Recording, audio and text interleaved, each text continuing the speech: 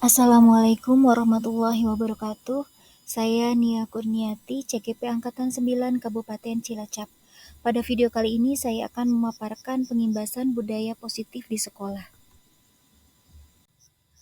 Pengimbasan budaya positif di sekolah ini saya laksanakan di TKI Wanerja bersama dengan Ibu Kepala Sekolah dan Ibu Guru TK anggota Ikatan Guru Taman Kanak-Kanak Kecamatan Wanerja. Assalamualaikum warahmatullahi wabarakatuh. Yang terhormat Ketua IJTKI Kecamatan Wanerja, Ibu Nia SPD AUD. Yang saya hormati Kepala TK beserta Dewan Guru se-Kecamatan Wanerja. Menyanyikan lagu Indonesia Raya.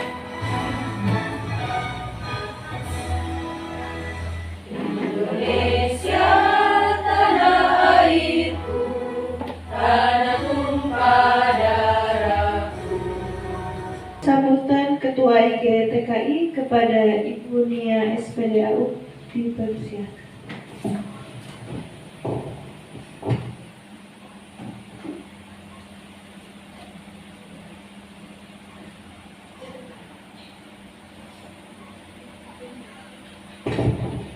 Bismillahirrahmanirrahim. Assalamualaikum warahmatullahi wabarakatuh. Alhamdulillahirrahmanirrahim. Wassalatu wassalamu ala rasulillah amma ba'du. Yang terhormat Ibu Kepala TK se-Kecamatan Wanerja, yang kami hormati Ibu Guru anggota IGTKI Kecamatan Wanerja. Alhamdulillah pada kesempatan ini kita bisa berkumpul bersama di TKI Wanerja ini untuk melaksanakan pertemuan IGTKI sekaligus pengimbasan pendidikan guru penggerak. Baik Ibu, terima kasih. Ini mungkin kedua kalinya saya berdiri di depan. Saya ulangi lagi, saya salam lagi untuk Bismillahirrahmanirrahim. Assalamualaikum warahmatullahi wabarakatuh. Alhamdulillahirrahmanirrahim. Innallaha yarfa'illahu ladina amanu minkum waladina utul ilma darajah. Rabbi israh li sadri wa yassir li amri wahlul 'uqdatam min lisani yafqahu qawli. Amma ba'du. Alhamdulillah ini mungkin kali pertama kita bertemu di pertemuan dan ada materi. Jadi saya ingin sharing ilmu yang sudah saya dapatkan dalam program guru penggerak. Jadi kami dari pendidikan guru penggerak mengharapkan bahwa kita apa yang didapatkan sedikit banyak bisa berbagi kepada teman-teman semuanya. Jadi yang kami dapatkan tidak untuk kami sendiri atau lembaga kami sendiri, tetapi untuk semuanya, untuk kita semuanya. Gitu ya Ibu. Jadi kita siapkan hari ini seperti tadi yang sudah saya sampaikan, ini komunikasi dua arah ya Ibu. Jadi bukan hanya saya menyampaikan dan hanya untuk didengarkan, tidak, tapi kita akan komunikasi dua arah. Jadi Ibu kita akan ada sesi tanya jawab nanti. Ini mungkin Ibu yang baru hadir, tadi sudah saya sampaikan, jadi nanti Ibu bisa bertanya, kemudian insya Allah kalau saya siap jawabannya akan saya jawab langsung. Dan kalau misalkan ada yang perlu saya tanyakan dulu kepada para praktisi yang lebih berpengalaman, akan saya tanyakan dulu sebagai PR saya. Dan kita akan teruskan di bulan yang akan datang, seperti itu Ibu. Jadi kita mulai dari IGTKI ini, mulai hari ini, bulan ini kita akan isi dengan sharing ilmu. Dan untuk kali ini, pengimbasan yang akan saya laksanakan hari ini, kita akan berbicara atau bercerita tentang filosofi pendidikan Ki Hajar Dewantoro, itu yang pertama. Dan yang kedua, penerapan budaya positif. Yang pertama dulu, kita akan bercerita atau berbicara membahas tentang filosofi pendidikan Ki Hajar Dewantoro. Kita lihat dulu videonya, bisa diklik videonya, kita saksikan bersama-sama bagaimana pendidikan zaman kolonial. Akan menggambarkan tentang pendidikan zaman kolonial, sekaligus menjadi pengantar bagi Anda untuk berefleksi kembali perjalanan pendidikan Indonesia dari zaman kolonial hingga saat ini. Tahukah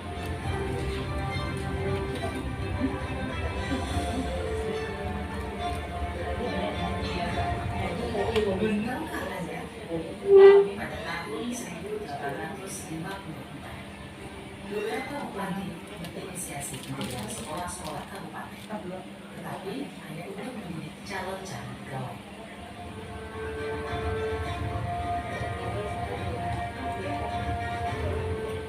Kemudian tahun yang sama, lahirlah sekolah-sekolah Bumi Putra yang hanya mempunyai 3 kelas. Anak hanya diberikan pengajaran membaca, menulis, dan berhitung sepertinya, dan hanya mendidik orang-orang pembantu dalam mendukung usaha ringan mereka.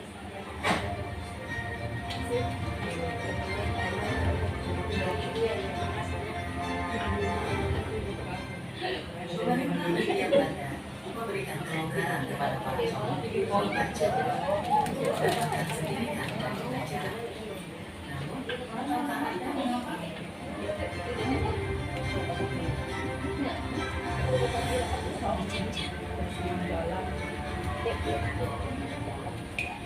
Pada tahun 1920, lahirlah cita-cita baru yang memberikan perubahan radikal dalam pendidikan dan pengajaran.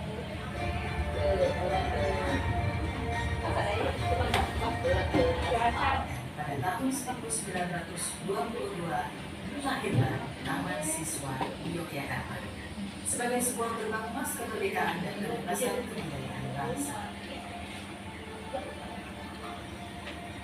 Taman Siswa ada sebagai jiwa rakyat untuk merdeka dan bebas.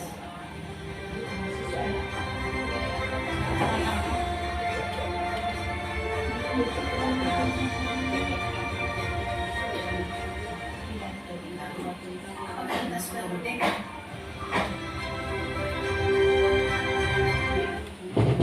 Iya Ibu, itu tadi video yang menggambarkan bagaimana pendidikan kita di zaman kolonial.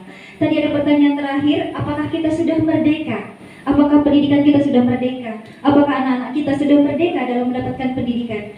Bagaimana? Ada banyak ibu yang berpendapat, apakah kita sudah merdeka seutuhnya? Apakah anak-anak kita sudah betul-betul merdeka dalam pendidikannya? Belum. Menurut Ibu apa yang belum? Ya, kenapa kita menyadari kalau anak-anak kita ternyata belum sepenuhnya kita berikan kemerdekaan? Apa yang kita sadari? Pembelajaran masih kita batasi. Oh iya, pembelajaran masih kita batasi. Iya, betul sekali. Kita menyadari itu, dan karena itulah kita berada di sini untuk belajar bagaimana kita bisa memerdekakan anak-anak dalam pembelajaran, tetapi kemerdekaan yang betul-betul bertanggung jawab, bukan kemerdekaan yang sebebas-bebasnya, tidak seperti itu. Nah, sekarang kita melihat bagaimana dasar pendidikan Ki Hajar Dewantara. Kita akan berawal dari sini karena pendidikan kita, akar kita, bagaimana pendidikan di Indonesia ini berakar dari pendidikan yang dilaksanakan oleh Ki Hajar Dewantara. Mungkin sebagian ada yang berpendapat ini adalah pendidikan yang sudah tertinggal, tetapi sebetulnya tidak. Banyak sekali yang harus kita gali dari sini, yang harus kita kupas dari sini, karena di sini menggambarkan bagaimana kita bisa membawa anak didik betul-betul menjadi anak didik yang merdeka, merdeka yang bertanggung jawab. Yang penting kita mau belajar berinovasi, bagaimana kita mengupas apa sih kemerdekaan yang diimpikan oleh anak-anak, supaya anak-anak kita mencapai tujuan pembelajaran dengan tidak terbatas oleh aturan yang kita tetapkan seperti itu. Di sini dasar pendidikan Ki Hajar Dewantara yaitu menuntun segala kodrat yang ada pada anak-anak agar mereka dapat mencapai keselamatan dan kebahagiaan yang setinggi-tingginya, baik sebagai manusia maupun sebagai anggota masyarakat. Jadi tugas kita sebagai pendidik adalah menuntun, bukan menuntut. Mungkin Ibu punya gambaran apa sih yang dimaksud dengan menuntun? Barangkali Ibu ada yang berpendapat menuntun itu apa, Ibu? Harus seperti yang kita mau. Oke, harus seperti apa yang kita mau? Seperti yang anak-anak mau, begitu ya? Iya, apalagi? Mungkin ada lagi, menuntun itu seperti apa? Mengajak. Boleh, iya, mengajak. Jadi kita memposisikan kita sebagai orang yang mendampingi seperti itu ya, mendampingi anak-anak seperti itu. Ada lagi? mengarahkan. Iya, betul sekali Ibu. Jadi posisi kita adalah menuntut. Kita sebagai pendidik itu harus berpegang pada apa yang harus kita lakukan, bukan menuntut tapi menuntut. Disinilah peran kita dituntut, kita yang dituntut ya, kita dituntut untuk bisa membawa anak-anak, mengarahkan anak-anak bagaimana mereka bisa mencapai kecakapannya, mereka bisa bahagia, mencapai keselamatan yang setinggi-tingginya sebagai manusia, maksudnya sebagai individu, individu yang beragama, individu yang mandiri, individu yang berguna. Kemudian mereka juga anak-anak kita menjadi pribadi yang berguna bagi masyarakat. Bagaimana peran kita untuk mengarahkan, tetapi mengarahkan di sini bukan berarti mau kita. Kalau dulu mungkin kita pernah mendengar teori tabula rasa ya, mungkin Ibu sering mendengar teori tabula rasa bahwa anak itu seperti kertas putih gitu ya. Terus kita yang mau menulisnya seperti apa gitu ya Ibu.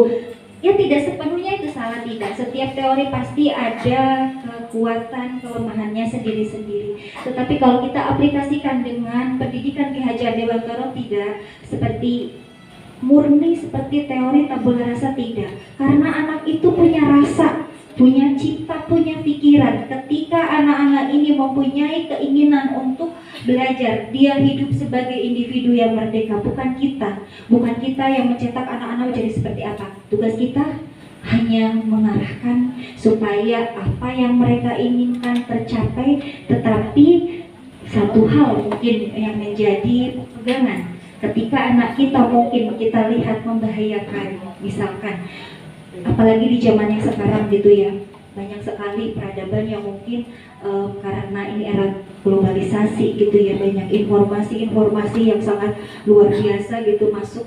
Nah, kita sebagai pendidik kita mengarahkan, jangan sampai kemerdekaan yang anak-anak miliki jadi membahayakan untuk mereka sendiri, seperti itu. Jadi tugas kita untuk menuntun adalah mengarahkan anak kita mencapai tujuannya, mencapai kecakapannya, sehingga mereka bisa menjadi pribadi yang berguna, pribadi yang memiliki kebahagiaan yang tinggi, baik sebagai manusia dan sebagai anggota masyarakat, dengan tetap menjunjung tinggi nilai-nilai agama, nilai-nilai kita, ketimuran seperti itu. Jangan sampai kebablasan. Seperti nanti kita akan bahas bersama bagaimana pendidikan sesuai dengan kodrat alam dan kodrat zaman. Jadi menuju ke arah sana. Jadi bagaimana anak kita itu betul-betul seimbang dalam pendidikannya. Tidak hanya mereka itu intelektualnya saja yang sangat luar biasa gitu ya. Tapi di sini diharapkan pendidikan mereka itu terarah, dan itu adalah tugas kita untuk menuntun, mengarahkan mereka menjadi pribadi yang mempunyai kecakapan yang seimbang antara intelektual dan juga pribadi yang beragama, seperti itu. Jadi tugas kita adalah fasilitator. Sebagai fasilitator menjembatani anak kita mencapai tujuan. Kemudian peran pendidik. Nah ini kalau Ki Hajar Dewantara ini mengibaratkan peran kita sebagai pendidik itu sebagai petani atau tukang kebun, dan anak itu sebagai benih atau biji tumbuhan yang disemai. Seperti itu. Apa maksudnya analogi ini? Jadi ketika anak berada dalam bimbingan kita, mereka itu ibaratnya benih. Maksudnya misalnya ya, kita sebagai petani, mereka benih jagung gitu. Walaupun mereka itu benihnya unggul, ketika kita mungkin tidak merawatnya, kita tidak menyiapkan persemaian yang subur, tidak merawatnya dengan baik, si bibit unggul ini tidak akan berkembang dengan baik. Itu seperti anak-anak kita. Misalnya anak kita itu sebenarnya punya kualitas yang tinggi, maksudnya dia punya intelijensi yang tinggi, tapi kita kurang dalam mengembangkan mereka, anak tidak akan berkembang maksimal. Seperti itu. Dan sebaliknya, walaupun mungkin anak ini sebetulnya bukanlah dari memiliki kemampuan luar biasa di awal, tetapi ketika kita memberikan bimbingan, kita memberikan pendampingan, dan kita menyiapkan betul-betul pendidikan anak yang sesuai, ibaratnya kita itu sebagai petani, kita menyiapkan ladang yang subur, kita pupuk, kita siangi, kita sirami, betul sekali Ibu. Nah, akhirnya nanti si biji tumbuhan yang mungkin sebetulnya dia kurang berkualitas dari awal, tapi bisa menghasilkan hal yang luar biasa kalau anak kita ya. Dan mungkin kalau untuk petani berarti bisa menghasilkan tumbuhan yang juga subur seperti itu. Jadi inilah Ki Hajar Dewantoro mengibaratkan kita sebagai tukang kebun seperti itu. Jadi kita diharapkan sebagai pendidik ini, kita diharapkan bisa benar-benar menguasai apa yang harus kita sampaikan kepada anak. Gitu. Jadi misalkan walaupun ketika anak jadi input anak ketika masuk ke lembaga kita mungkin biasa saja, tapi bisa keluar dengan output yang luar biasa. Bagaimana kita menggemblengnya di dalam? Tentu saja itu tadi nanti kita akan kupas bersama seperti apa caranya. Jangan sampai anak kita dianggap seperti robot masuk terusan digembleng bagaimanapun caranya tanpa dengan mengabaikan kaidah-kaidah gitu. Yang penting anak ini outputnya nanti luar biasa. Itu salah, jangan sampai seperti itu. Jadi betul-betul kita tuntun anak sesuai dengan kemampuannya. Kalau kita misalkan kita lihat ya, anak-anak kita ini memiliki minat bakat yang berbeda, kita salurkan itu gitu. Jadi kita harus menjembatani itu. Karakter, kita harus menyadari karakter anak itu berbeda. Kita tidak bisa menyamakan, kita tidak bisa, ibaratnya kita petani, kita menanam jagung tidak bisa dengan cara kita menanam padi. Iya, seperti misalkan kita nanam padi tidak bisa dengan cara kita menanam jagung. Jadi benar-benar kita sebagai pendidik itu harus benar-benar memahami karakter anak, supaya kita ketika membawa anak ini benar-benar sesuai. Mungkin apalagi kita ya di anak usia dini yang benar-benar pondasi, benar-benar yang awal pendidikan anak. Jadi karakter anak harus benar-benar kita pahami. Jangan sampai kita menyamaratakan, kita punya tujuan pembelajaran ini, semua anak harus begini, caranya begini. Itu jangan sampai. Ya, kita karakter anak itu kita kenali satu persatu. Bagaimana caranya? Kita harus lebih dekat dengan anak. Kemudian setelah kita tahu karakter anak, kita arahkan, kita tuntun sesuai dengan karakter anak ini yang sesuai. Kita misalkan tahu ya, anak-anak ada yang cara belajarnya mungkin audio gitu ya, ada visual, ada yang kinestetik. Nah mungkin ada yang Bu Guru agak repot itu kalau yang kinestetik ya, ya Ibu ya. Nah kitanya juga harus ikutan heboh gitu. Iya, memang ini tantangan. Mungkin kayak tipikal audio, tipikal visual misalkan. Buat Bu Guru tuh, aduh ini nyaman gitu ya, ini tuh tidak repot gitu. Tapi bukan berarti yang kinestetik ini punya kelainan, tidak. Mereka hanya mempunyai cara belajar yang berbeda. Nah, di sini salah satunya, bagaimana kita seperti petani, kita akan membawa anak-anak kita sesuai dengan karakternya. Misalnya nih, ada pengalaman Ibu kalau yang kinestetik seperti apa? Kita membawanya seperti apa? Ada yang punya pengalaman? Kalau kita membawa anak yang dia punya kecerdasannya, apa cara belajarnya kinestetik gitu, Ibu biasanya bagaimana?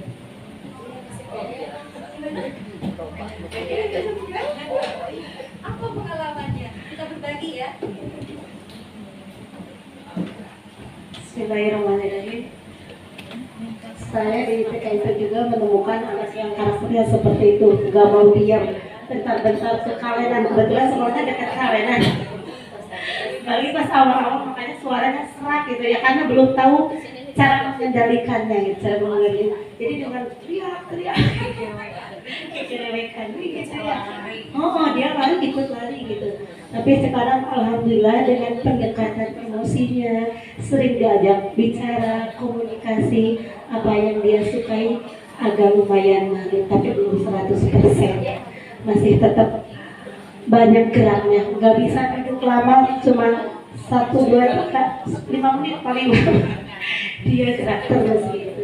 Tapi dengan sedikit-sedikit, walaupun dia lari-lari terus, kami terus memberikan belajar kepada yang lain, ternyata telinganya mendengarkan, tahu-tahu dia bisa seperti itu.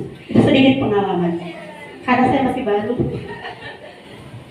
Terima kasih sekali, betul mungkin apa yang dialami oleh Ibu Peti ya, Ibu Peti di TK Cemerlang mungkin banyak sekali kita juga mengalaminya seperti itu, iya. Nah nanti kita akan bahas juga nanti di materi ini bagaimana sih kalau anak-anak ini kok suka lari-lari gitu ya, teriak-teriak, apakah kita harus teriak juga gitu. Iya, nanti ya walaupun memang secara teori itu mau mudah, kalau teori prakteknya sulit gitu, tapi kita belajar.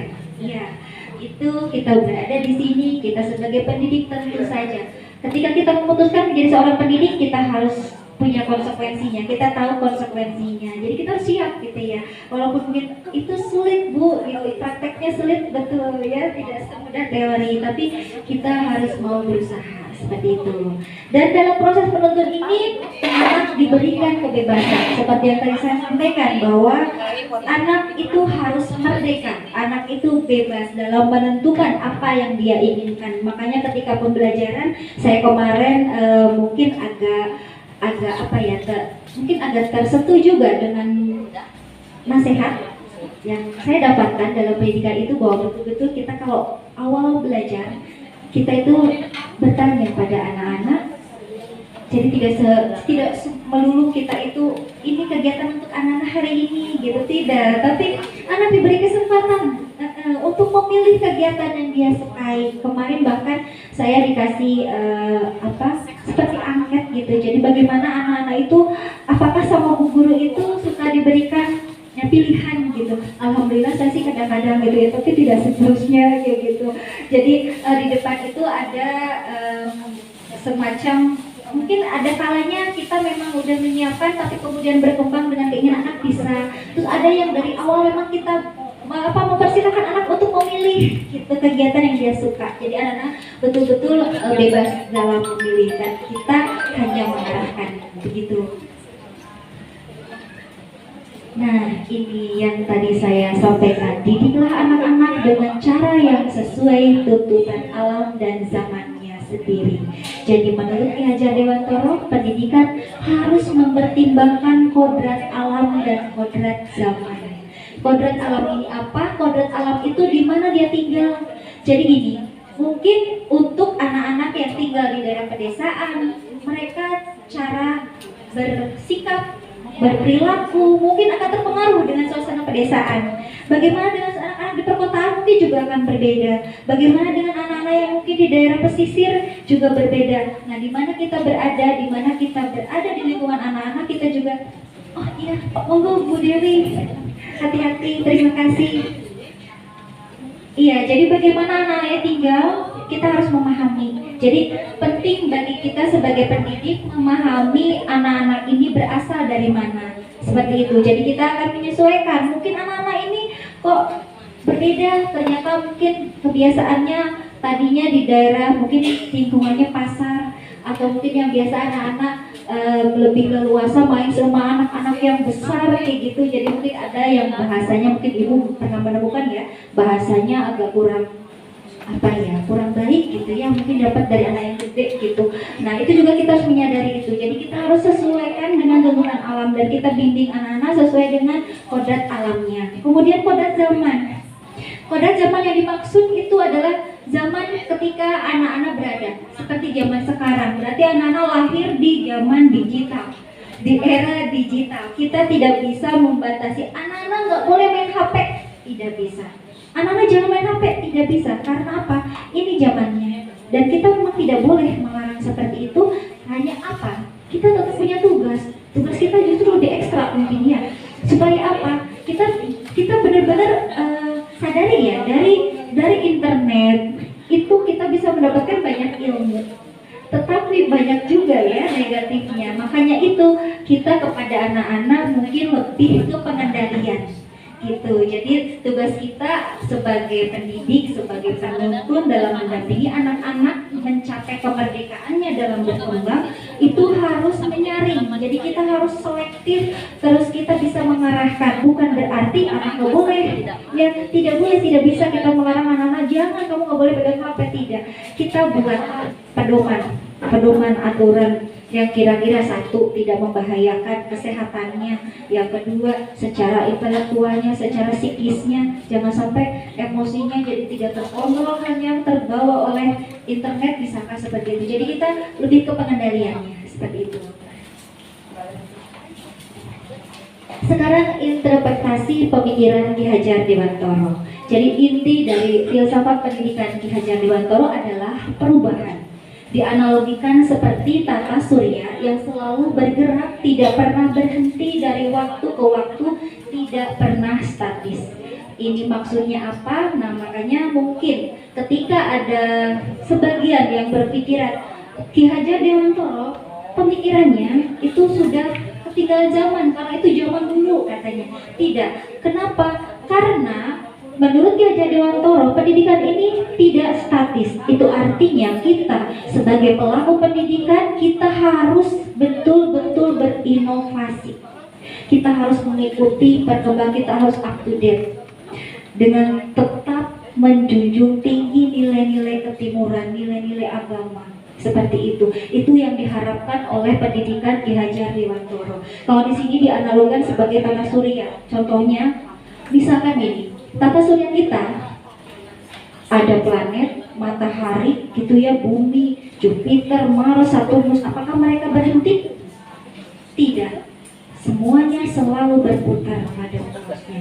Apa yang terjadi kalau berhenti? Kerusakan, kehancuran. Nah, sama seperti pendidikan. Ketika kita berhenti, kita puas dengan apa yang sudah kita dapatkan sekarang, kita akan ketinggalan. Jadi itu kenapa kita harus selalu terus dan terus belajar. Makanya saya kemarin mengambil kalimat untuk IGTKI kita ini baru Ibu. bersama kita terus belajar, berproses, berinovasi, berkolaborasi dan mengedukasi menuju perubahan pendidikan anak usia dini yang lebih maju. Nah, ini saya selaraskan dengan pemikiran Ki Hajar Dewantoro bahwa pendidikan kita harus terus berubah menuju ke arah yang lebih maju. Jangan berhenti. Jangan berhenti. Seperti tata surya kita tidak pernah berhenti, karena apa yang terjadi ketika berhenti akan terjadi kehancuran. Begitupun pendidikan. Kalau kita berhenti, kita menggunakan cara yang dulu dengan mendidik anak seperti cara dulu gitu ya. Padahal sekarang zamannya udah berbeda. Teknologi udah canggih, akan ketinggalan. Makanya kita harus terus berinovasi seperti itu. Dan semua yang kita lakukan sebagai pendidik dalam bidang pendidikan harus berorientasi pada murid, sesuai dengan salah satu asas dari Taman Siswa, yaitu bebas dari segala ikatan. Jadi kembali lagi, kalau kemarin saya disampaikan itu katanya pendidikan itu harus berpihak pada murid, harus menghamba pada murid. Bukan berarti kita itu menyembah murid, bukan. Tetapi murid benar-benar jadi prioritas utama. Jadi kita tidak bisa memaksakan kehendak kita, tetapi kita mengikuti yang anak mau, tapi tetap mengarahkan. Makanya itu harus memberikan kebebasan. Tapi kebebasan apa? Yang bertanggung jawab.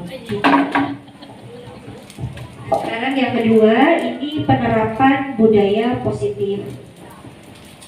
Kita akan kupas dari penerapan budaya positif ini. Maksudnya budaya positif ini adalah karena menurut Ki Hajar Dewantoro, budaya kita, apapun ilmu yang kita dapatkan, mungkin kita ada persilangan ilmu dari mana gitu, ada pertukaran pelajar, kita dapat ilmu baru dari luar gitu. Tetapi satu yang harus kita pegang, budaya ketimuran Indonesia, nilai-nilai Islam yang kita miliki. Bagaimana kita di kurikulum yang sekarang ya, kita tahu itu ada profil pelajar Pancasila, kita berpegang kepada itu. Ada nilai-nilai agama, ketuhanan gitu. Ada nilai-nilai yang harus kita junjung tinggi. Inilah ya. Dan ketika kita untuk mencapai kebudayaan positif ini, budaya positif ini, ada tahapan-tahapan yang kita lakukan, yang kita laksanakan di lembaga seperti itu. Dan untuk mencapai itu, kita harus menyadari terlebih dahulu. Yang pertama, kebutuhan dasar manusia. Karena apa? Segala yang kita lakukan, manusia lakukan, itu sebetulnya untuk memenuhi kebutuhan dasar yang manusia miliki. Yang pertama itu kebutuhan bertahan hidup. Maksudnya ini lebih ke fisiologis, lebih ke biologis seperti kesehatan, makanan, hal-hal fisik seperti itu ya. Kemudian biologis mungkin pernikahan seperti itu juga sama. Ini untuk kebutuhan bertahan hidup gitu, jadi makanan gitu, hal fisik ini adalah kebutuhan untuk bertahan hidup. Jadi kita sebagai manusia akan melakukan sesuatu untuk memenuhi kebutuhan bertahan hidup. Nah, kita nanti apa sih kaitannya, kita akan bahas nanti di depan bagaimana kebutuhan-kebutuhan ini mempengaruhi anak-anak siswa kita ketika di sekolah bertahan hidup. Yang kedua, kebutuhan kasih sayang. Jadi setiap manusia sebetulnya secara naluri, secara memang kodrat gitu, kita membutuhkan penerimaan dari orang lain. Nah, ini nanti kita akan menyadari ketika anak melakukan sesuatu yang seperti tadi Bu Tati cerita gitu. Kita juga sering mengalami anak-anak lari-lari, apa sih sebenarnya yang mereka inginkan? Kita akan gali, oh ternyata benar ya ini, oh ternyata harusnya begini ya. Nah, kita akan bahas dari sini. Jadi awalnya dari sini. Mereka pun apa yang siswa kita lakukan itu adalah upaya dia memenuhi kebutuhannya. Jadi kita harus memahami. Jadi bukan hanya kita yang merasa kita punya kebutuhan nih sebagai orang dewasa, mereka juga punya. Makanya kita harus menyadari apa yang harus kita butuhkan gitu. Kemudian kebutuhan akan kebebasan. Jadi murid kita pun sama, mereka punya kebutuhan akan kebebasan. Nanti kita bisa lihat contohnya ya. Kemudian apalagi kebutuhan akan penguasaan. Setiap manusia pengen merasa aku bisa. Murid pun sama seperti itu. Jadi kadang-kadang kita tidak menyadari ada kebutuhan mereka yang tidak terpenuhi. Tanpa kita sadari kelakuan mereka, tindakan mereka itu sebetulnya karena kebutuhan mereka tidak terpenuhi. Dan kita harus menyadari itu. Kemudian satu lagi, kebutuhan akan kesenangan sama ya. Jadi murid ketika di sekolah itu juga membutuhkan kesenangan. Gitu. Bu Endah.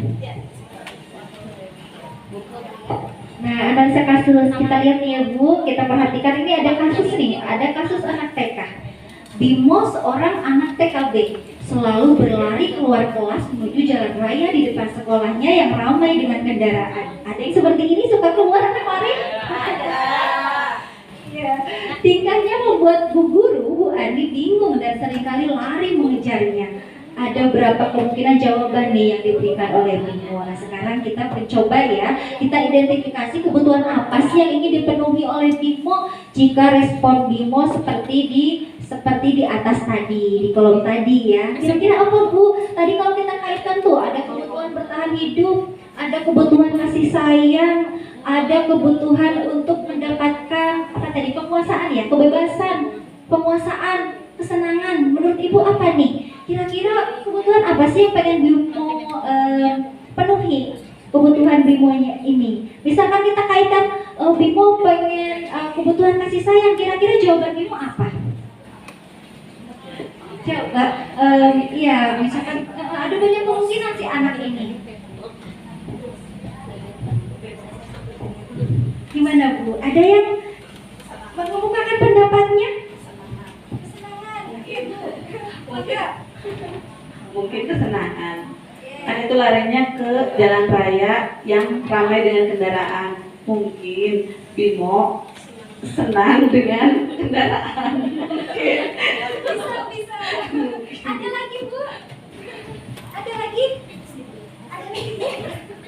Mungkin kebutuhan apa sih? Kan bisa sebenarnya anak ini kita belum tahu. Anak ini sebenarnya pengennya apa? Jadi ada beberapa kemungkinan. Kesenangan bisa. Ada lagi mungkin ya? Perhatian. Oke. Bagaimana Bu? Bismillahirrahmanirrahim. Mungkin anak sedikit butuh perhatian, makanya kadang suka cari perhatian biar gurunya memperhatikan dia seutuhnya, mungkin gitu. Bisa. Ada lagi?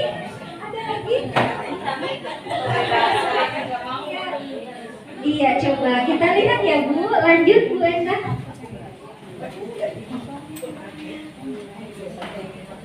Nah, ini dia kemungkinannya. Satu, aku senang main kejar-kejaran dengan Bu Guru, seru. Oke, ini kebetulan apa nih kira-kira? Senang, ternyata dia senang. Aku senang nih jadi main kejar-kejaran sama Bu Guru. Terus yang kedua nih, yang bawahnya, Ibu kejar aku karena Ibu Guru sayang aku. Nah, ternyata dirinya butuh kasih sayang, perhatian yang tadi ya. Terus ibu kejar aku karena ibu guru sayang aku. Oh, tadi betul sama ya. Aku hebat kan bisa bikin ibu guru kejar aku, hebat. Ngerasa berkuasa, penguasaan gitu ya. Terus ada lagi, aku bosan belajar mewarnai terus sama bu guru jadi keluar. Jadi dia butuh kebebasan. Jadi ketika kita di kelas, kita sadari sekarang kalau anak-anak kok nggak mau memperhatikan, wah kita selidiki nih apa. Saya pernah ya pengalaman saya waktu itu punya anak. Waktu itu anaknya ini 2 tahun, jadi 1 tahun di kelas lain, 1 tahun di kelas saya. Dari tahun pertama itu katanya anaknya tuh gak mau belajar gitu ya, jadi semaunya sendiri gitu, maunya dia. Nah ketika masuk ke kelas saya amati ini anak, iya benar, apa yang disampaikan bu guru sebelumnya benar. Jadi si anak ini benar-benar kalau belajar dia tuh main gitu ya, maunya main gitu. Akhirnya saya selidiki, saya pertamanya karena waktu itu komunikasi anak ini kan agak kurang, mungkin secara verbal dia belum menguasai, mungkin ada keterlambatan gitu ya. Nah saya coba dekati, awal-awal dia mungkin karena saya guru barunya untuk dia pada tahun yang baru. Kemudian saya coba pelan-pelan saya dekatin, pendekatan, saya ajak ngobrol gitu, kira-kira kesukaan dia apa, dia sukanya apa, kalau di rumah itu dia sukanya apa, bagaimana dengan mamanya kayak gitu. Dan ternyata luar biasa, satu waktu ya Bu, saya ingat sekali membahas sama anak-anak gitu ya, apa itu bumi, dengan tanpa saya juga anak ini dia cerita susunan tata surya. Iya, dari situ saya tahu ternyata perkembangan dia udah melampaui jauh. Nah sejak saat itu akhirnya saya berpikir bersama anak ini harus benar-benar mengeksplor kemampuan gitu. Jadi kegiatan tidak biasa saja. Jadi bukan kegiatan anak-anak ini. Jadi kalaupun misalkan kita kan bertahap ya, anak-anak nggak semuanya begitu ya, anak-anak nggak semuanya berkembang. Akhirnya sering saya pisahkan, maksudnya pisahkan gini. Kita membuat kegiatan lebih sering yang sifatnya praktek gitu ya. Itu sebenarnya senang sekali dan mulai hari itu anak ini benar-benar mau belajar dengan baik gitu. Tetapi satu, harus ada sesuatu yang mengeksplor pengetahuannya. Itu pengalaman saya. Jadi benar sekali kebutuhan dia akan kebebasan. Ada anak yang butuh kebebasan seperti ini. Aku bosan belajar mewarnai, suruh ngegambar, suruh nulis kayak gitu. Bosan dia. Jadi butuh yang lain. Apalagi untuk anak yang seperti ini. Jadi penting untuk kita benar-benar memahami satu persatu anak. Apalagi mungkin kita mendapati anak yang oh iya kok ini anak ada beda gitu. Ya memang sih belum semuanya, mungkin ini kita belajar bersama ya, karena kadang-kadang ada karakter yang memang dia karakter bawaannya seperti itu gitu ya. Kayak tadi ya, anak yang suka yang kinestetik, tidak bisa Bu kita merubah anak kinestetik ujuk jadi diam, nggak bisa gitu. Nggak bisa. Yang penting si kinestetiknya ini kita bisa membawanya gitu. Bagaimana dengan dia kinestetiknya, dengan dia yang sibuk sana sini, tetap pembelajaran kita tercapai, itu yang penting gitu ya. Lanjut. Kemudian ini, dalam menjalankan peraturan atau keyakinan kelas atau sekolah, bila mana ada hal yang dianggap melanggar, tentunya sesuatu harus terjadi. Seperti tadi ya, ada kejadian seperti itu. Kita apa sih harus dilakukan? Apakah kita harus teriak? Apa yang harus kita lakukan? Nah, di sini kita sebagai seorang guru itu punya 3 bentuk disiplin. Nanti kita akan tahu bentuk disiplin seperti apa yang cocok untuk kita terapkan, karena tidak semuanya disiplin ini cocok. Kalau menurut Ibu kira-kira ini bentuk disiplin yang cocok untuk kita apa? Sebelum saya sampaikan lebih lanjut, apa menurut Ibu? Apakah hukumankah? Apakah penghargaankah? Ataukah restitusi kah? Restitusi itu semacam anak-anak diajak berefleksi gitu, nanti sampai dia bisa bagaimana dia memperbaiki kesalahannya, seperti itu. Coba kira-kira menurut Ibu yang cocok yang mana ini? Nomor 3, oke, kita lanjut ya. Ini bentuk disiplin. Lanjut Bu.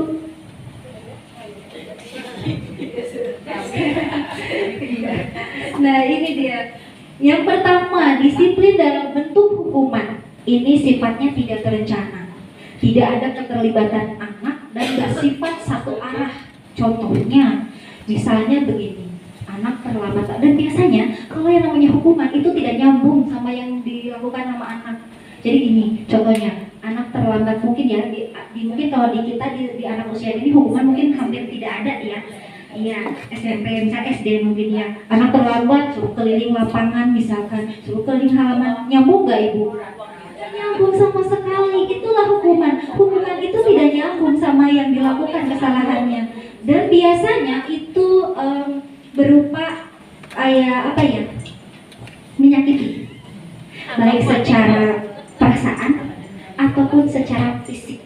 Itu sifat hukuman itu menyakiti, dan akhirnya biasanya itu menimbulkan anak yang mungkin punya hati perasaan agak dendam gitu ya. Jadi bukannya manut, mungkin saat itu dia nurut, oh berhasil nih, padahal tidak sama sekali. Itu bukan manut, tapi takut ya, cuma itu aja. Jadi dia bukan nurut dalam arti yang sesungguhnya, itu karena dia menghindar hukuman aja gitu. Jadi ini hukuman biasanya menyakiti, dan kita memang, apalagi kita yang tidak boleh. Nah yang kedua, disiplin dalam bentuk konsekuensi. Kalau konsekuensi ini biasanya sudah direncana, sudah disepakati, sudah dibahas dan disetujui oleh murid dan guru. Misalnya, contohnya kita membuat kesepakatan nih sama murid. Nanti kalau misalkan anak-anak lari-lari ya, anak-anak lari-lari di dalam kelas misalkan, sepakati ya, nanti kalau anak-anak lari di dalam kelas baca surat tan pendek misalkan gitu. Itu adalah konsekuensi. Ketika diterapkan kepada anak, lah itulah ada perasaan mungkin gini, sebetulnya mungkin itu tidak keluar jalur karena itu sudah disepakati gitu ya. Tetapi ada hal yang ternyata kalau kemarin disampaikan itu juga meninggalkan perasaan negatif terhadap anak. Tidak baik ternyata. Jadi konsekuensi, walaupun sebetulnya agak nyambung ya. Misalkan gini, kalau konsekuensi ya, misalnya contohnya anak-anak misalkan berkata kasar gitu ya, berkata kasar, terus suruh istighfar 10 kali misalkan gitu. Sebetulnya itu mendidik, menurut kita itu mendidik ya, mendidik. Tapi ketika kita sampaikan seperti itu, ternyata ada rasa tersembunyi dalam hati anak, itu negatif. Jadi konsekuensi ini harus tetap dihindari. Nah, kita akan mengupas yang ketiga nih, restitusi. Jadi restitusi ini adalah sebuah pendekatan untuk menciptakan disiplin positif. Proses menciptakan kondisi bagi murid untuk memperbaiki kesalahan mereka. Jadi tidak langsung serta-merta, kamu sekarang udah melanggar ini, kamu konsekuensinya ini, tidak. Tapi ada prosesnya. Inilah yang akan kita pelajari nanti, yaitu restitusi. Dan inilah yang paling efektif.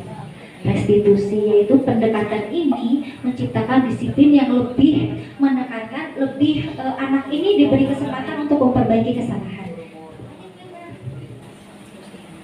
Nah, yang ini ya kita lihat dulu. Ini Alfikon ini dari bukunya mengemukakan baik penghargaan maupun hukuman adalah cara mengontrol perilaku seseorang yang menghancurkan potensi untuk pembelajaran yang sesungguhnya.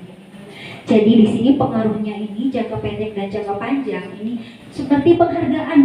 Kan menurut kita dulu juga saya juga beranggapan gini, anak-anak dikasih bintang kalau melakukan hal yang baik gitu. Itu adalah penghargaan. Ternyata kemarin saya mendapati kalimat bahwa penghargaan adalah hukuman.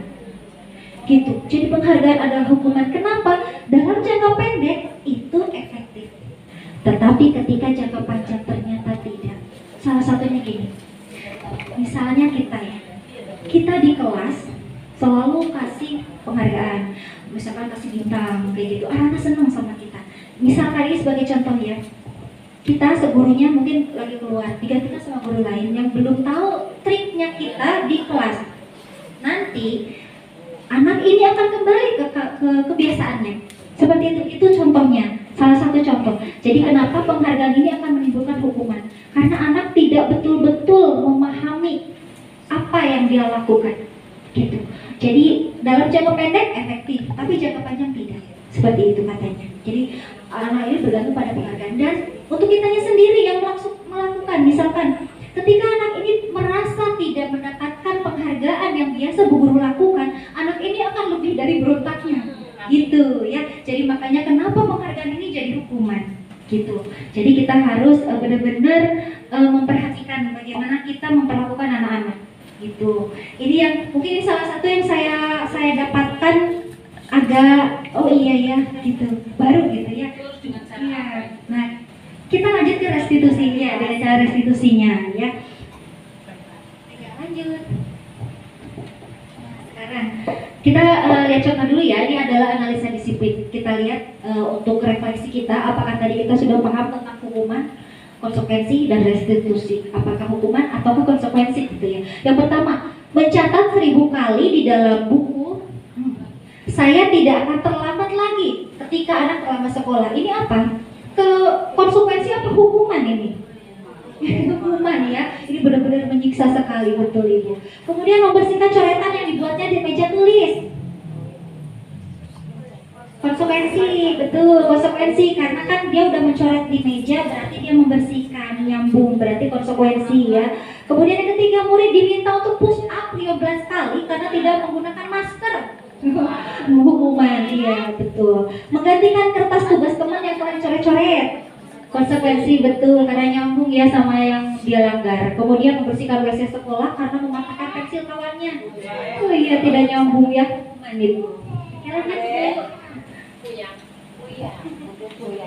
Nah sebelum kita masuk ke restitusi kita lihat dulu 3 motivasi manusia. Ini ada hubungannya ya. Ketika manusia melakukan sesuatu itu ada yang tadi kan ada tuh ya ada hukuman ada konsekuensi gitu ya. Nah ada motivasi ketika manusia melakukan sesuatu. Yang pertama, untuk menghindari ketidaknyamanan atau hukuman. Seperti tadi, anak yang nurut ketika dihukum, itu hanya dia menghindari hukuman saja. Bukan berarti dia sudah memiliki motivasi intrinsik dari dalam kalau dia harus berbuat yang baik, tidak.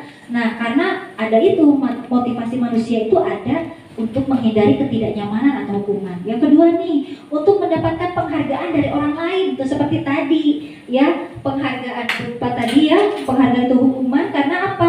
Motivasi yang kedua ini berasal dari eksternal, motivasi ekstrinsik dari luar. Jadi ketika motivasi ini tidak didapatkan, anak tidak akan berubah menjadi baik. Seperti itu. Nah, sekarang yang ketiga, ini yang akan kita cari, kita gali dari anak, yaitu untuk menjadi orang yang diinginkan. Maksudnya orang yang memiliki nilai-nilai kebajikan yang diharapkan. Inilah yang ketiga, motivasi ini berasal dari dalam.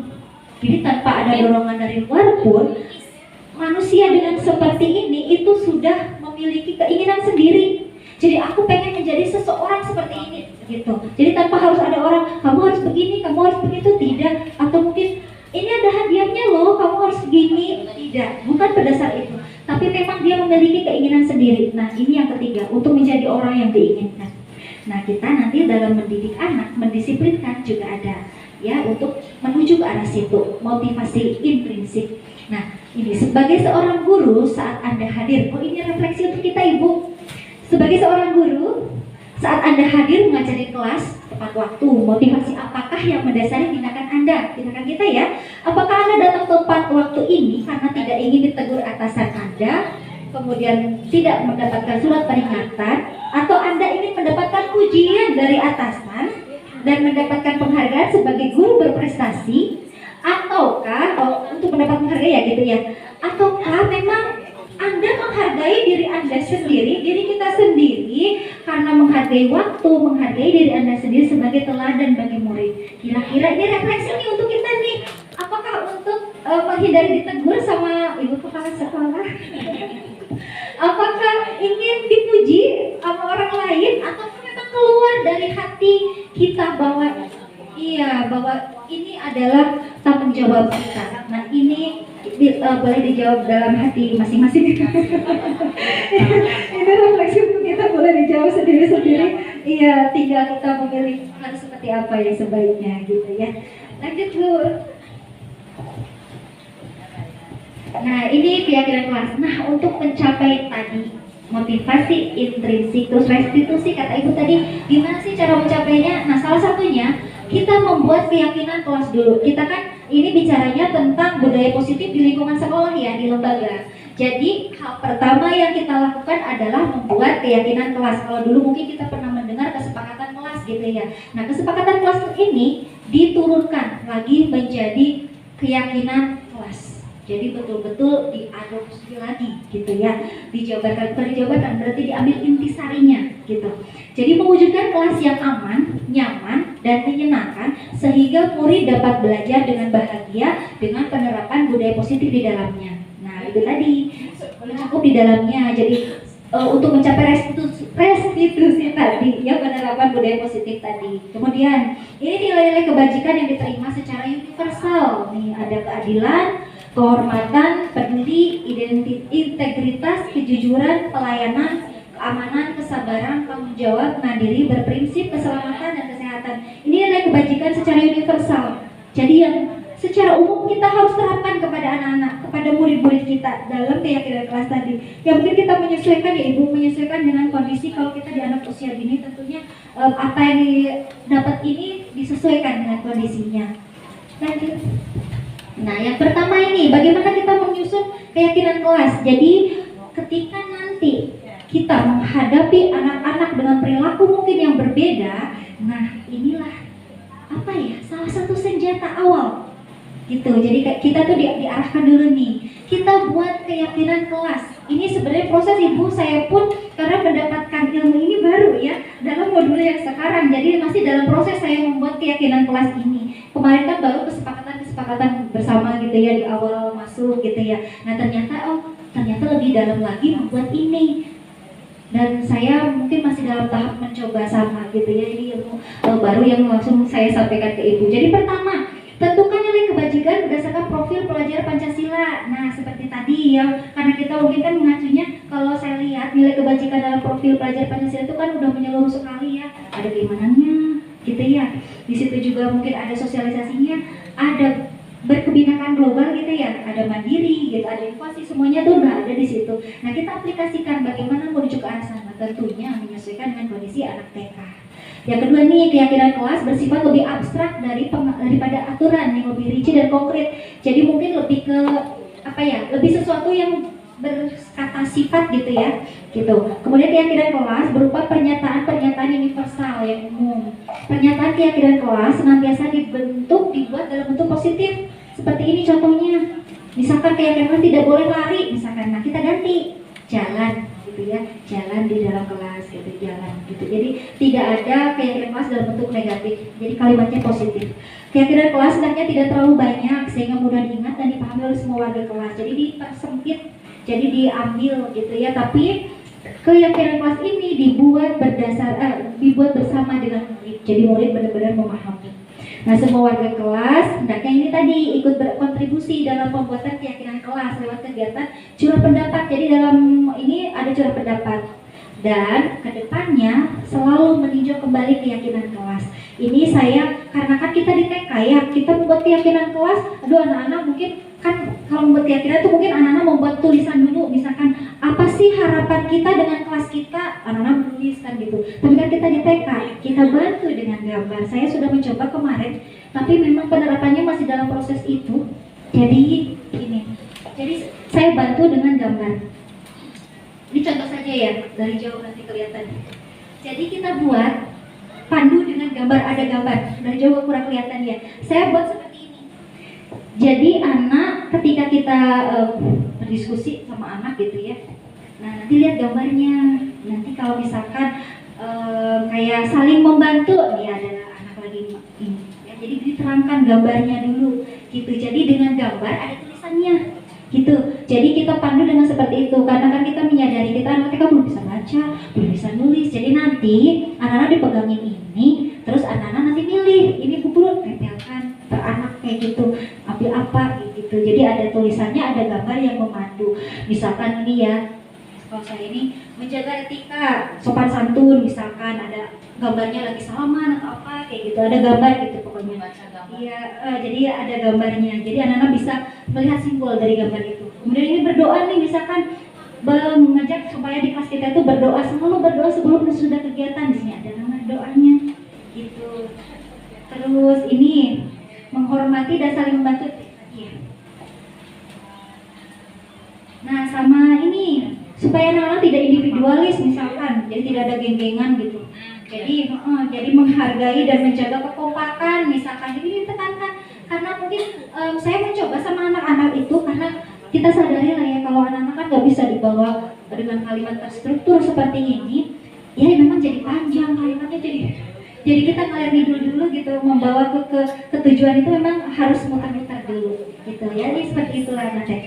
Lanjut Bu. Nah ini kita sebagai pendidik itu punya 5 posisi kontrol. Nah nanti kalau sambil kita ingat ya tadi restitusi itu apa sih hubungannya dengan ini gitu ya. Nah ini dia 5 posisi kontrol seorang guru. Yang pertama penghukum.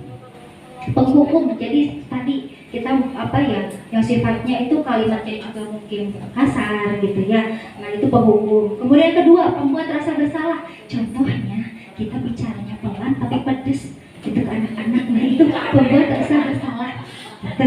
Nah itu ya pelan tapi pedes. Terus yang ketiga pemantau tadi kita sebagai guru itu hanya melihat menunjukkan ini loh keyakinan kelas kita ini, kamu sudah melanggar ini. Nah berarti kita sebagai pemantau, katanya sih kemarin gini, paling tidak kita sebagai pemantau katanya, tetapi sampaikanlah dengan baik gitu. Nah jadi minimal katanya, tapi belum mencapai ke puncak yang seharusnya bukan di situ katanya, tapi paling tidak. Kemudian sebagai teman, nah kalau sebagai teman itu kita tuh kayak seolah-olah anak itu apa-apa boleh kayak gitu. Nah tapi itu tadi seperti penghargaan, akhirnya si anak ini akan ketergantungan gitu. Ketika mendapatkan orang lain yang bukan kita, dia akan berubah seperti yang itu ya, itu sebagai teman. Nah ini yang puncak. Ketika kita mau menerapkan restitusi, berlakulah kita sebagai manajer. Sebagai manajer itu apa? Nah nanti di depan kita ada langkah-langkahnya bagaimana menerapkan restitusi dengan posisi kontrol kita sebagai manajer. Lanjut Bu, nanti di sana ada. Nah ini kita lihat videonya, ini mungkin salah satu gambaran. Nanti kita akan tahu ya, seperti apa sih kita, sambil refleksi ya, kita seperti apa sih kemarin gitu. Tapi ini contohnya anak besar. Salam bahagia Ibu dan Bapak Guru hebat. Dalam penerapan disiplin positif restitusi, salah satu program yang dikembangkan adalah 5 posisi kontrol. 5 posisi kontrol dalam restitusi adalah proses perjalanan seorang pendidik agar dapat pada video kali ini kita akan membahas tentang 5 posisi kontrol yang dikembangkan oleh Dayat Dosen dan contoh penerapan.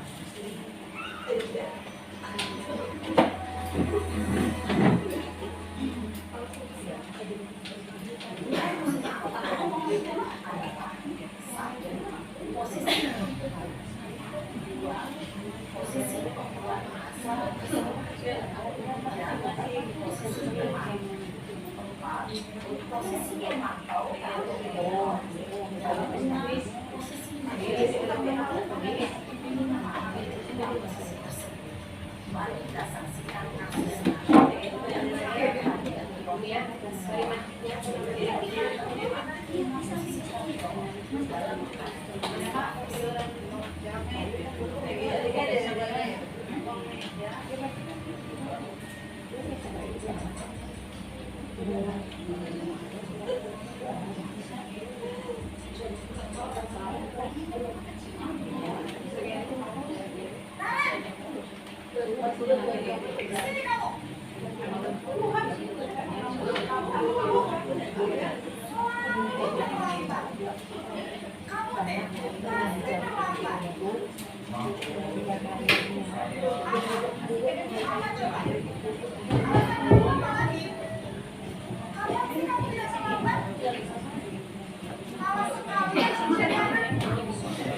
Dasar pemalas, gak kapok-kapok sih kamu. Sudah berapa kali terlambat? Sana, kamu keliling lapangan basket 2 kali. Kenapa saya harus jalan lapangan basket, Bu? Kenapa? Kamu melawan ibu. Berani-beraninya jawab.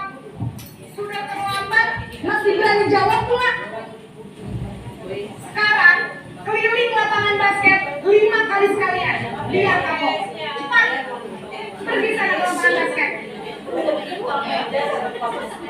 Posisi tertutup biasanya berbicara dengan nada tinggi, menghardik, menunjuk-nunjuk, menyakiti, dan menyindir. Hukuman bisa berupa fisik maupun psikis. Ibu dan bapak guru hebat, dampak yang terjadi pada murid ketika guru berada pada posisi pemimpin adalah murid cenderung akan memberontak, bahkan melakukan dendam.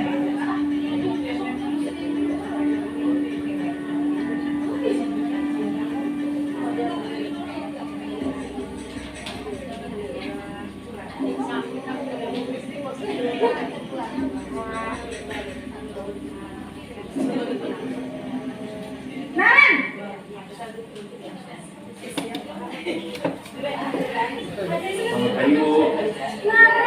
Naren, kamu kenapa terlambat lagi, nak? Ya Tuhan, Naren.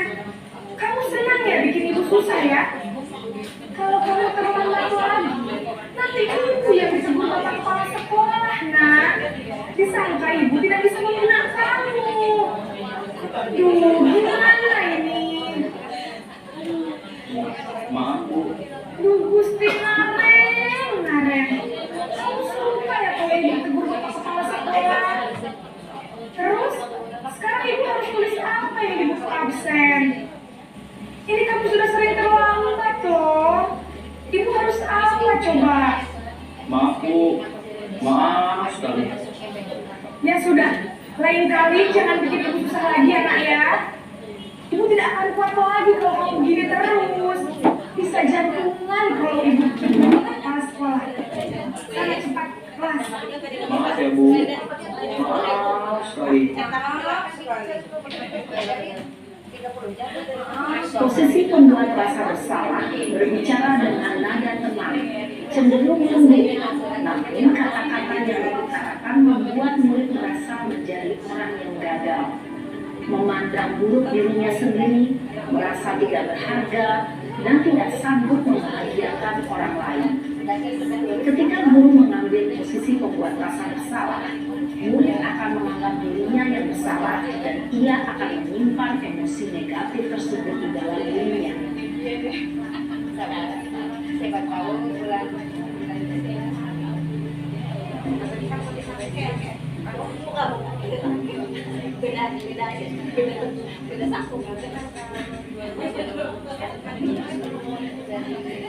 Naren!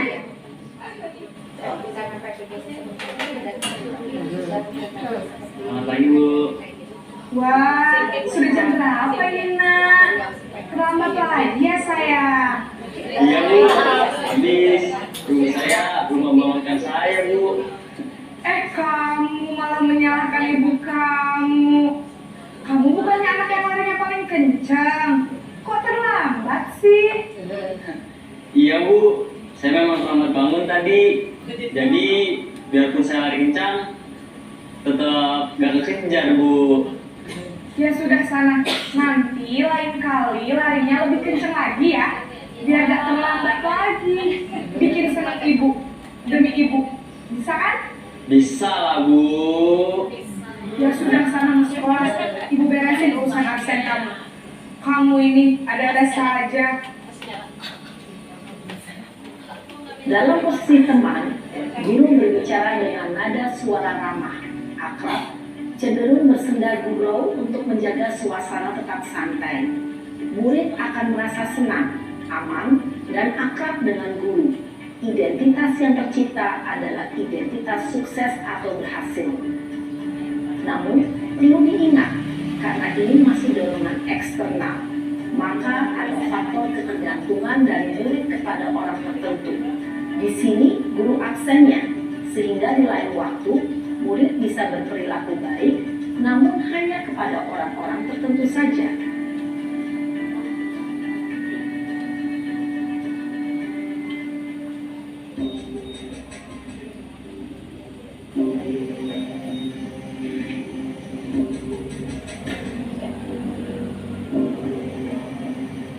Naren!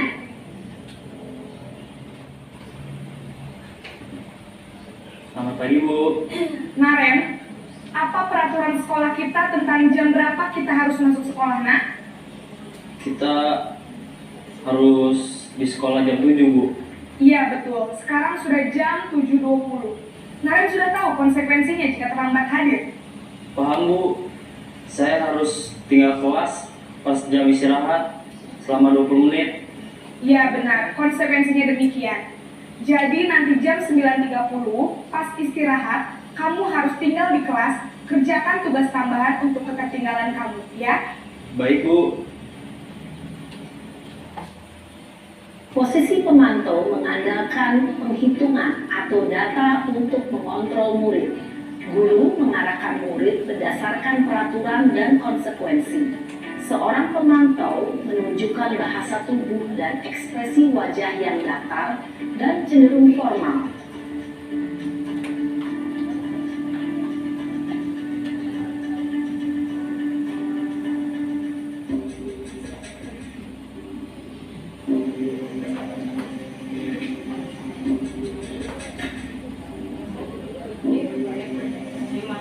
Naren!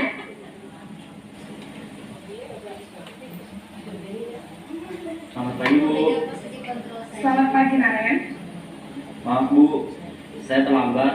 Iya, sekolah masuknya jam 7, sekarang sudah jam 7.20. Jadi sekarang bagaimana ini, Naren? Maaf, Bu. Saya lupa setel alarm saya semalam. Baiklah, menurut kamu, keyakinan sekolah yang mana yang perlu kamu tingkatkan?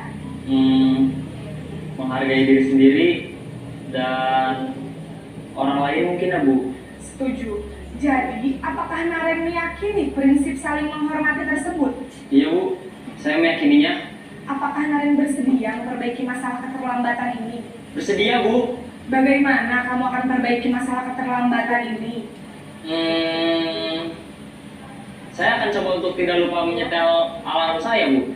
Baik, kalau Naren lupa menyetel alarm di rumah, ada orang yang kira-kira bisa bantu mengingatkan tidak? Ada, Bu. Kakak saya, Kak Emma. Ada lagi selain Kak Emma? Selain Kak Emma, ada ibu saya. Baik, jadi yang mengingatkan Naren adalah Kak Emma dan ibu kamu ya? Kira-kira akan mulai setel alarm kapan nih, Naren? Setelah pulang sekolah, akan segera saya lakukan. Baik, jadi Naren akan setel alarm untuk bangun besok pagi dan akan diingatkan oleh kakak dan ibunda Naren ya. Ada lagi yang mungkin perlu dilakukan, Naren? Agar tidak terlambat bangun lagi. Tidak ada, Bu. Baik, Naren. Terima kasih untuk kerjasama kamu. Sekarang kamu perlu kembali ke kelas untuk belajar. Baik, Bu. Terima kasih. Posisi manajer adalah posisi kontrol yang disarankan untuk membimbing murid memiliki sikap disiplin yang positif, yaitu murid yang mandiri, bertanggung jawab, dan dapat memecahkan masalah. Tujuan dari posisi ini adalah agar murid dapat berefleksi atas tindakannya. Guru akan dengan tulus memberikan pertanyaan-pertanyaan bermakna, sehingga membuat murid dapat belajar dari kesalahannya dan mencari sebuah solusi untuk menyelesaikannya.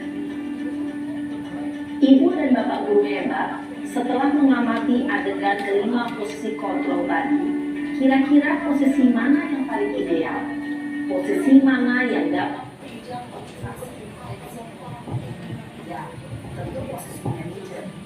Posisi ini memang posisi ideal bagi untuk setiap individu. Pada posisi inilah kita dapat menerapkan disiplin positif yang berpihak bagi yang memerdekakan murid. Perjalanan seorang pendidik tentunya tidak mudah untuk sampai pada posisi seorang manajer. Namun, tujuan kita pasti, yaitu menciptakan murid-murid yang mandiri, merdeka, dan bertanggung jawab. Semoga penggambaran 5 posisi kontrol yang telah diperlihatkan ini dapat menjadi ajang refleksi bagi kita semua, agar dapat terus mengasah dan menerapkan disiplin positif yang memerdekakan murid. Mari terus berlatih dan bersemangat. Selamat menerapkan. Salam dan bahagia. Iya, demikian tadi Ibu. Kira-kira kita berada selama ini mungkin dengan anak-anak, dengan murid kita di TK, kita berada di mana Ibu kira-kira kita ya? kata Bu Kati yang kedua, yang membuat rasa bersalah, yang lembut tapi pedes gitu. Iya, ya ini untuk refleksi kita ya untuk kedepannya supaya kita bisa lebih baik lagi menerapkan disiplin kepada anak-anak gitu ya. Yang katanya kalau manajer itu bisa membuat anak-anak kita itu menyadari kesalahan, kemudian bisa bertanggung jawab, bisa memperbaiki kesalahan, dan akan menerapkan dia untuk memiliki motivasi intrinsik. Jadi motivasinya tidak lagi dari luar, tetapi dari dalam dirinya. Dia ingin memiliki nilai-nilai kebaikan seperti itu.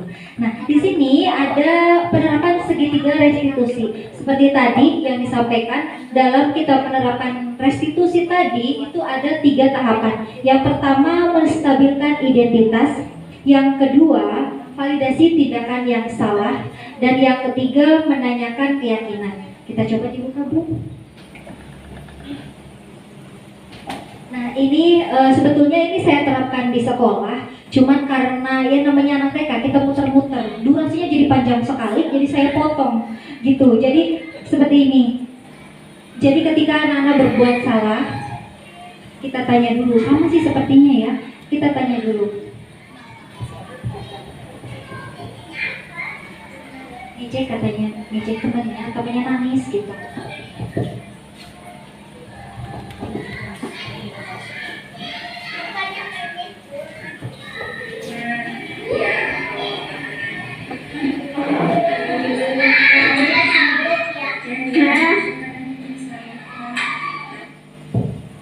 Ini menstabilkan identitas. Sebetulnya ini maksudnya mungkin kurang begitu jelas ya, karena yang merekam tuh anak-anak, bukan guru.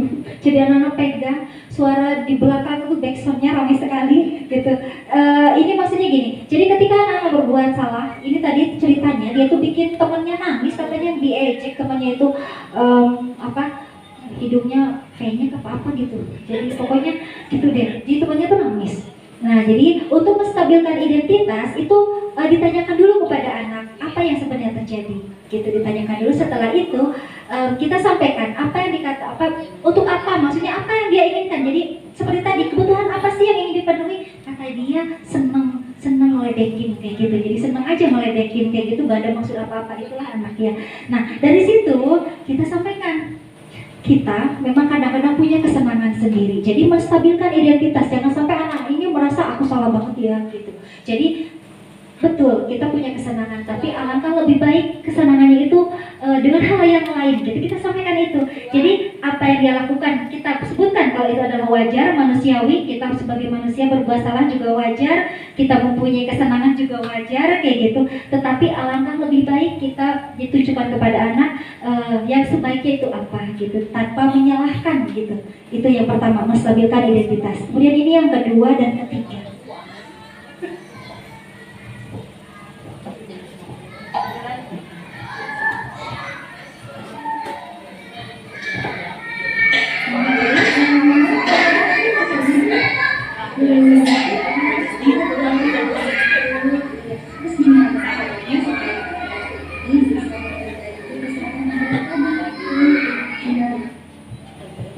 Yang kedua, validasi tindakan yang salah. Jadi ketika kan manusia itu pada dasarnya memiliki, jadi apa yang kita lakukan, manusia lakukan itu kan untuk memenuhi kebutuhan. Sama seperti anak ini, tadi kan katanya untuk memenuhi kesenangan. Nah ketika anak ini udah menyadari kesalahan dia, insya Allah kalau kita memancing anak supaya berpikir lebih jernih tanpa merasa dipojokkan, itu ada muncul motivasi intrinsik untuk memperbaiki kesalahan. Dan langkah yang terakhir adalah menanyakan keyakinan kelas. Itu tadi, keyakinan kelas apa? Misalkan ini tadi tidak menghargai teman ya, berarti keyakinan kelasnya itu adalah saling menghormati, saling menyayanginya, dia langgar. Nah kemudian dia ingat itu, karena sebelumnya saya sudah membuat kesepakatan itu bersama anak-anak. Jadi dia bilang kalau harus menghargai teman seperti itu, dan dia yang akan dilakukan untuk memperbaiki kesalahannya adalah minta maaf. Itu jadi salah satu, cuman mungkin di sini karena yang kita hadapi itu bukan anak yang sudah memiliki bahasa yang bisa kita pahami dengan cara-cara yang seperti tadi di gambaran gitu ya. Tentunya kita harus menyesuaikan dengan bahasa anak. Iya memang jadi muter-muter sih, jadi nggak selesai dalam waktu yang sebentar kayak gitu. Jadi ya kita menyadari itu. Mungkin itu Ibu ada apa untuk selanjutnya budaya positif ini kita berupaya sebisa mungkin kita terapkan yang lingkungan kita, lembaga kita yang kita miliki ini, supaya anak-anak betul-betul mendapatkan pembelajaran yang aman, yang nyaman, yang menyenangkan. Kita pun bisa memberikan umpan balik ya, refleksi anak-anak, kita bisa berefleksi, anak-anak juga diharapkan bisa menjadi individu yang bertanggung jawab. Jadi ketika anak-anak berbuat salah, kita budayakan budaya positif, anak-anak bisa memperbaiki kesalahannya, bertanggung jawab, dan memunculkan motivasi intrinsik mereka. Mungkin itu saja dari saya. Saya mohon maaf apabila dalam penyampaian ini banyak yang kurang paham karena saya mungkin kekurangan saya tidak bisa mengajar gitu ya, tidak biasa mengajar bersama ibu-ibu. Jadi mohon maaf, mudah-mudahan yang sedikit ini bisa memberikan sedikit pencerahan gitu. Kalau ada baiknya itu adalah kebaikan dari Allah ya, yang melalui saya. Kalau misalkan banyak salahnya, saya mohon maaf, itu kehilapan dari diri saya sendiri. Terima kasih atas perhatiannya dalam 1 jam ini. Mohon maaf sekali lagi atas segala kehilapan. Wassalamualaikum warahmatullahi wabarakatuh. Diri sendiri yang asalnya saya seperti yang nomor 2 tadi ya, membuat kesalahan, berarti sekarang harus lebih tenang dulu. Emosinya kita dulu yang harus lebih tenang. Kalau emosinya kita tenang, akan mengeluarkan kata-kata yang lebih baik lagi. Mungkin dalam pengolahan kata-kata penyampaian kepada anak yang lebih bisa diterima oleh anak.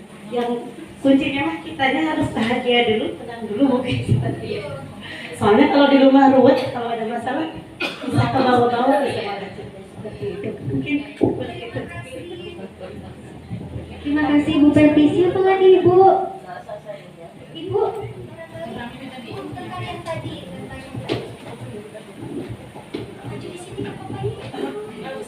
Bismillahirrahmanirrahim. Assalamualaikum warahmatullahi wabarakatuh.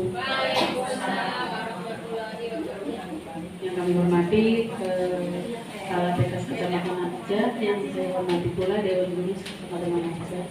Untuk hasil penyampaian dari Bu Munia itu sangat bagus sekali ya Ibu-Ibu. Jadi kita yang tadinya belum tahu seperti itu ya, jadi paham Bu Nia. Mudah-mudahan ilmu yang tadi disampaikan sama Bu Nia dapat diterapkan di TK masing-masing ya Bu. Sangat setuju ya. Iya, sangat setuju Bu Nia. Mudah-mudahan besok lain kali kalau ada ilmu yang baru kita mohon dibagi ya Bu. Jadi kayak saya guru yang udah jadul kayak gini ya, udah lama masih jadul, nah jadi tambah tahu lagi. Terima kasih, sangat baik tempat Bu Nia. Ya, terima kasih. Assalamualaikum warahmatullahi wabarakatuh. Warahmatullahi wabarakatuh. Terima kasih Ibu untuk tanggapannya. Ada lagi Bu? Oke, sudah cukup mungkin ya, waktu sudah siap. Terima kasih sekali.